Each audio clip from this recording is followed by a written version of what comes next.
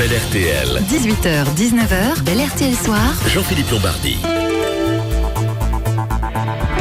Quand je ne chante pas, je suis comme vous, je suis comme ça. Une épouse, une mère, une femme, ça doit tout savoir faire. Quand je ne... Allez, vous l'avez entendu à de nombreuses reprises sur l'antenne de Bel RTL et vous l'entendrez encore évidemment quand je ne chante pas.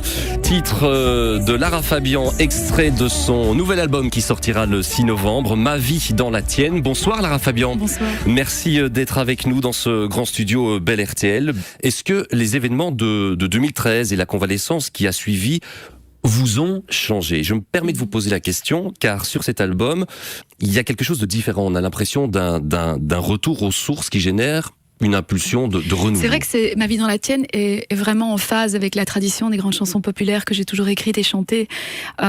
Et peut-être qu'en sortant d'une période de grand silence où on voit les choses de façon plus posée, même si au départ c'était une vraie souffrance, ça s'est quand même transformé. C'est ça qui a été extraordinaire, c'est que cette période de convalescence, due à mon problème de surdité, s'est transformée dans quelque chose d'assez étrangement magique. Peut-être qu'à ce moment-là, c'est pas qu'on reconsidère les choses, mais tout d'un coup, c'est comme si ce qu'on est profondément se réaligne. Notre trame, notre genèse, en fait, finit par toujours remonter à la surface quand on a le temps de se poser. C'est un peu ce qui s'est passé. Ma vie dans la tienne est née d'une volonté toute simple, c'était de me reconnecter à ce que je suis au sens le plus simple, voilà, plus pur. Et pour ce faire, j'ai eu envie de travailler avec David Gattegno et Elodie M. Donc c'est une nouvelle équipe aussi autour de vous. C'est une nouvelle équipe, tout à fait. Et quand j'ai levé le téléphone pour dire à David, tu sais David, je voudrais vraiment faire un album avec toi. D'abord, il a éclaté de rire, ça l'a fait beaucoup marrer. Il dit non, c'est une plaisanterie. J'ai dit non, pas du tout. Il dit un album. J'ai dit oui, un album, je voudrais faire l'album avec toi.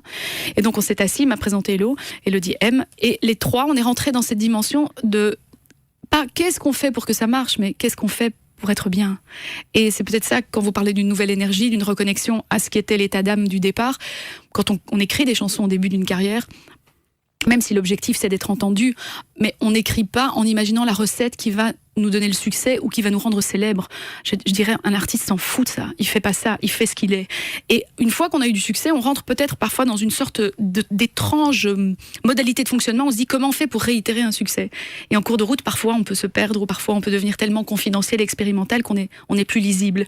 Et dans cette période où je suis en silence et où je rencontre David, il y a vraiment une reconnexion absolue à l'état premier, à cette, je vous dirais, j'appellerais ça une seconde première fois.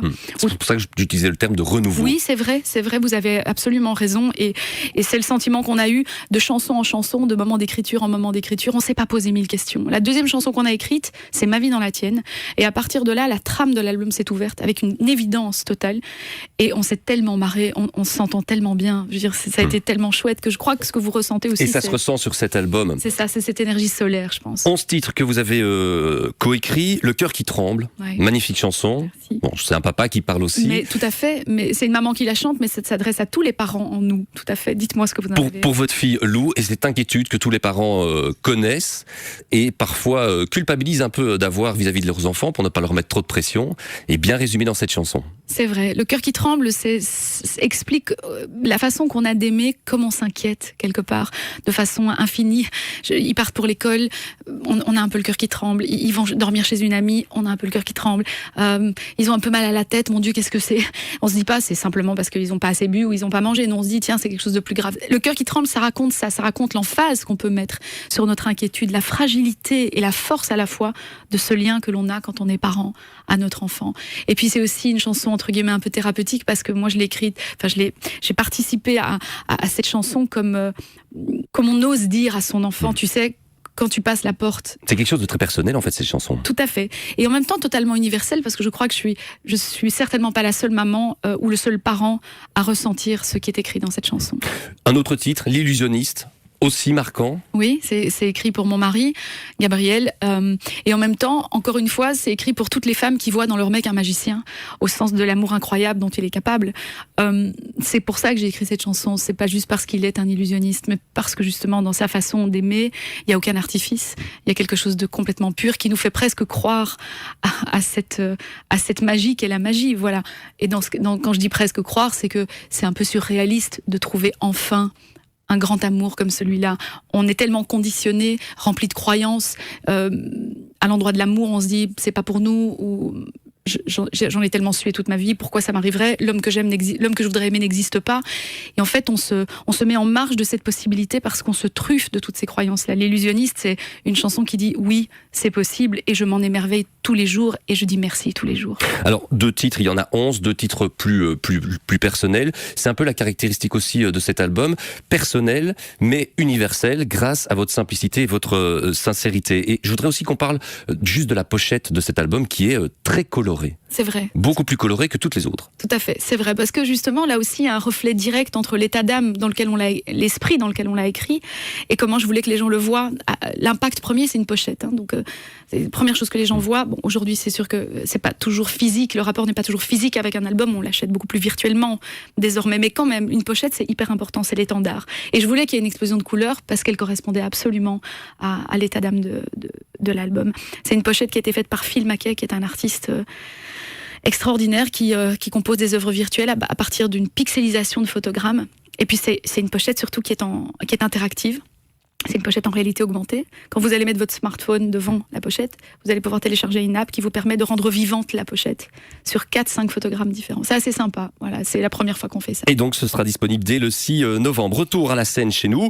Ce sera au Beaux-Arts le 18 mars 2016, le 19 mars au Forum de Liège. Avant cela, un nouveau cadeau pour vos fans, un soir autour du monde. C'est toute l'émotion d'un concert très intimiste à Prague que vous offrez à vos fans. Ce sera le 5 novembre au Kinépolis de Liège, de Braine-l'Alleud et de Bruxelles. Absolument. Pourquoi ce concert-là, alors que vous en avez fait partout dans le monde? Qu'est-ce qu'il avait de particulier, ce concert? Quelle est l'émotion qu'il vous a procuré, que vous aviez envie de partager? Un soir autour du monde, c'est la photo instantanée, la carte postale d'un voyage que j'ai fait autour du monde avec toutes les chansons qui ont jalonné ma carrière dans toutes les langues. Et principalement en français. Ce qu'il a de spécial, ce concert, c'est que cette musique française, francophone, a voyagé partout. Et que je me suis retrouvée à New York, à Los Angeles, à Moscou, à Prague, à Berlin, ou n'importe où. J'étais au Canada, bien sûr. Partout où j'ai été chantée dans ma langue aussi, et j'ai été entendue dans ma langue aussi. Et je voulais qu'il y ait une photo, une carte postale, un souvenir de ce moment où ce parcours se traduit en français partout dans le monde. Un soir autour du monde, c'est un cadeau pour les fans francophones qui pouvaient pas être là puisque je me baladais partout, et vu que c'est un concert que j'ai pas joué en Europe francophone, c'est un cadeau pour eux, pour leur dire regardez, merci, toutes ces chansons en français que vous avez aimées, elles ont voyagé un peu grâce à vous ailleurs.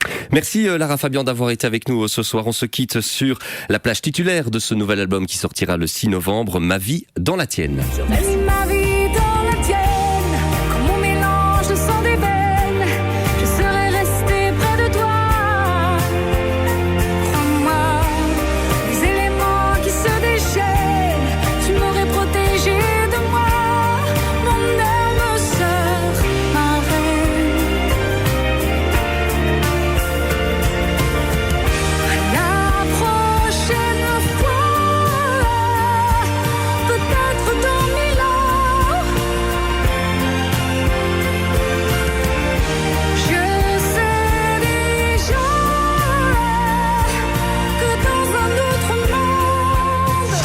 Bel RTL. 18h, 19h, Bel RTL Soir. Jean-Philippe Lombardi.